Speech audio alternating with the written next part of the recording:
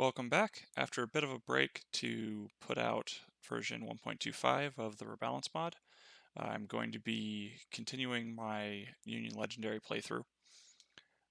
So in the course of testing 1.25, I went back and tried to win Shiloh again with the army I had used to great success in 1.24 and got destroyed.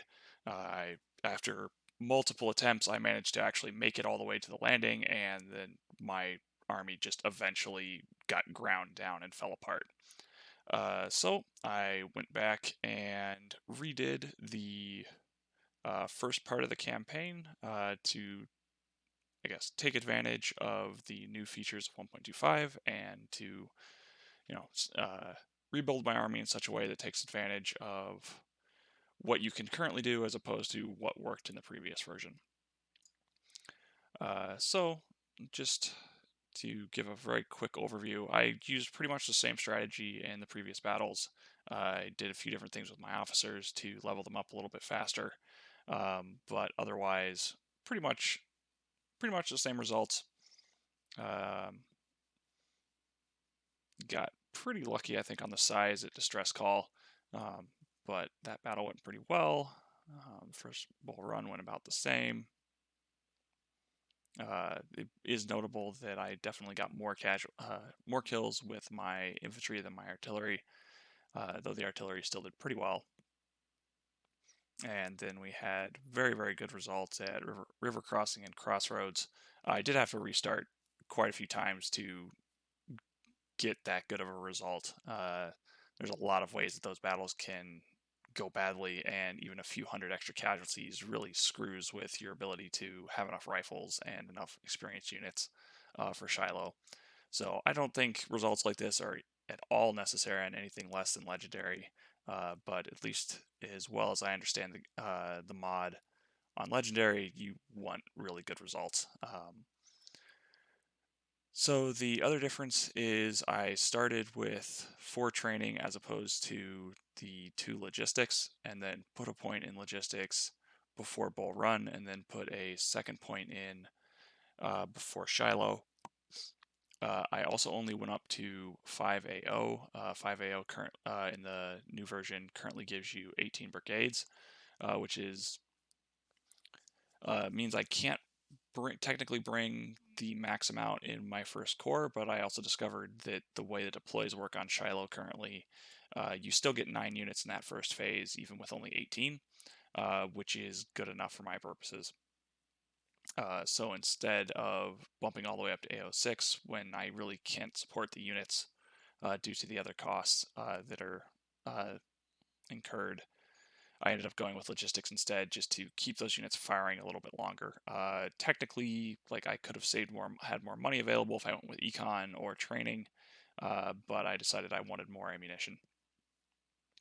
But I think that extra point you could probably go elsewhere with. I do still like the getting up to 2 logistics before Bull Run, as it gives you some good cannon options, even though I'm not building quite as cannon heavy as I previously did.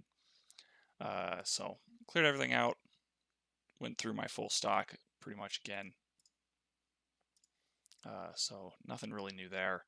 Because I started with 1 point less in logistics, or I guess I didn't go up to 3 before Bull Run, we don't have enough to field a unit of 20-pounder Parrots, but I think that's all right. So to go into the army, I got pretty lucky and got 2 generals that started at like around somewhere between like 60 to 70 XP, and I was, by putting those on new units that so putting like an officer like that on a brand new unit for Bull Run, where it's a really long battle and you can get farm a lot of experience off of it, I was able to get 3 major generals prior to Shiloh, which makes things a little bit easier.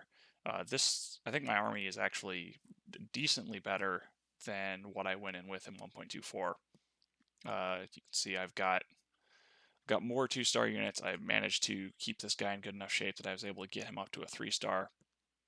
I've got probably a few less 1-stars, but I think more 2-stars is more worthwhile.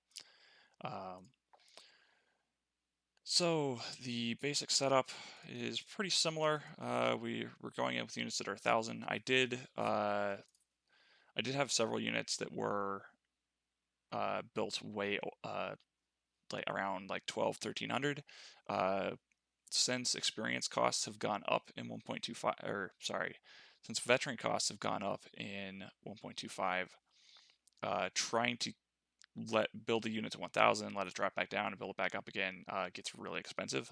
So I went over the amount that I was going to have at Shiloh, and then let them bleed back down to save on veteran costs. I've also made my artillery units larger, except for the case where I just don't have more. In general, just because the accuracy perks are just not as accessible for the artillery, so I needed to boost up their base damage a bit more by just stacking more guns in there.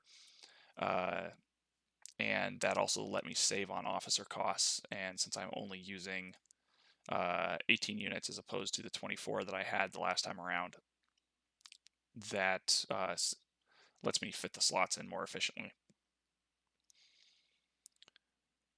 Let's see here. So in terms of perks, I tried 3 different things with my starting units. I went with double accuracy for 1 unit. It means he's going to be pretty slow, but if I can get him in the right spot, he'll deal a lot of damage. He didn't. The reason this guy's at 1100 is he just didn't bleed down quite as much as the other units, so no reason to worry about it. With my 3-star unit, I started with accuracy and speed, which is actually a pretty good combination. This perk is really useful in terms of the reload speed, like just utility-wise, that rotation speed, movement speed, everything else is pretty good. You don't have the charge bonus, which is a little unfortunate, but um, I think there's definitely a place in the army for a unit like this, plus some other units that are more melee focused. And then for the third perk, I went for just more damage because for this for Shiloh, you really have to have a lot of upfront damage to just be able to burn through the huge number of men that are going to be in front of you. So I decided to go with this rather than the other option. And here we have just a traditional mixture. And this guy ended up starting off with the charge perk, which is not really my preferred order, but it works. So a little bit of a mixture there. In terms of artillery, the perks have changed up quite a bit. So now I went with canister damage and generic accuracy and canister damage. So for my 24 pounders, this is my charge crushing unit. This is the unit that needs to be up close to the most dangerous point of the line and just to try and plow through as many men as possible to get that unit to run away, so that I don't get charged out of the area I'm in. In this case, I've got a long-ranged artillery unit, so I've got shot shell focus and then more shot shell with the stealth bonus. In some ways, having the mid-range focus could actually be really good on this type of unit, but I'm sort of planning ahead and expecting to need the stealth to deal with the new counter battery that the AI performs. So I'm going to give that a try. And I managed to get a skirmisher up to 2-star. So this guy is sort of my speed and cover focused unit. Doesn't have as much damage. Farming up with this is a little hard. But once you can get there, you can do pretty good things with this, and this unit's going to have really good cover almost in any terrain it's in. And I ended up getting some random assortment of more expensive rifles that I can't get more of, so I ended up giving a pretty good rifle to him. And I've got my 3 infantry units that I created for river crossing and crossroads to try and level them up a little bit. And they have okay stats, and just going with accuracy on all of them. I've got some movement speed on some of these on my Napoleon units. The 6-pounder is just not particularly good anymore. It got justifiably nerfed quite a bit. They still function. I've still got 2 more units of them, just because I have them available, but they perform noticeably worse than Napoleon now. So I'm going with horse artillery for these units, just because I want to be able to get them in close and then get them out of that situation if I need to. My default plan is to go with horse artillery into mid-range focus, so they'll perform good at short to medium range, which is where I want to be using this cannon anyways. And then this is actually all of the infantry I'm actually bringing into this battle period.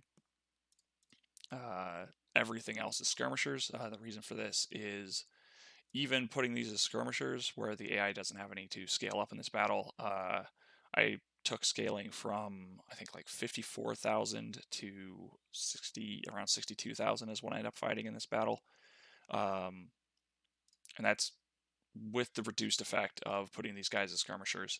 Otherwise, if I put all these skirmishers into infantry, I think I'd be facing closer to 70k or something like that.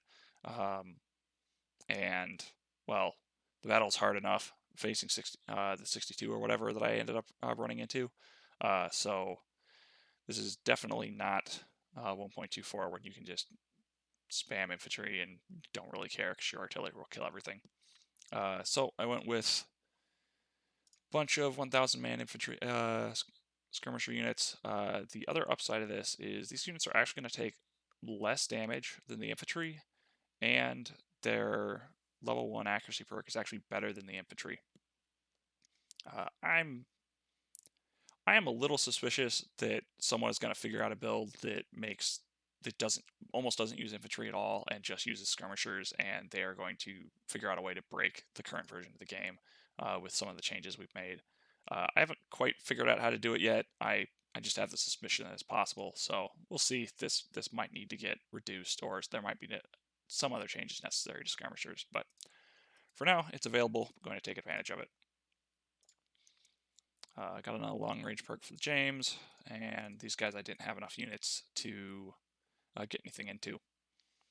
The other thing worth noticing is that this command is actually pretty good, despite the fact that I just have a captain in charge of it. That's because I have a pretty good division officer, and since we shifted the balance of, I guess, the weight that a brigade officer's command effect is assigned versus a division officer, now that weight is, it used to basically be like 2x the effect of the brigade officer versus 1x the effect of the division officer, and we basically reversed that. So now it's about 1.7 for the division and about 1.3 for the brigade commander, which means if you have a good division officer, you can get away with a lower ranking brigade officer and still have a good command ratio,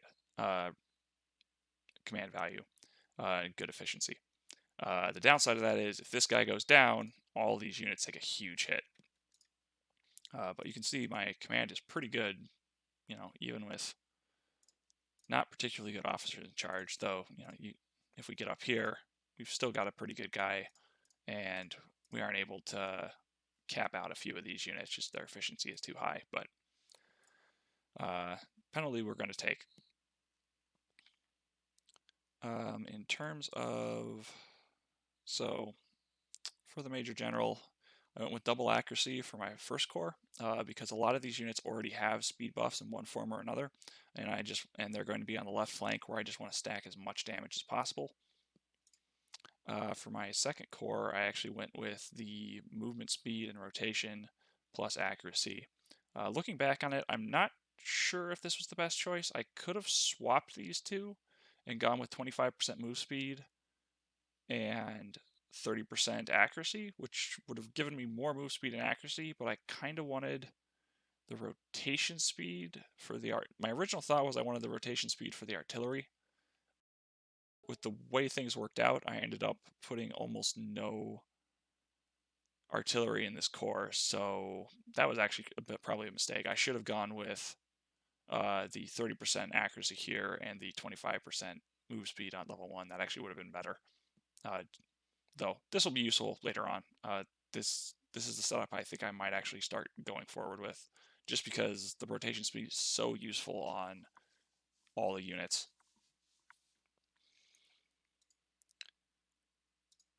So, this is going a bit longer than I originally thought, but we'll just get through it.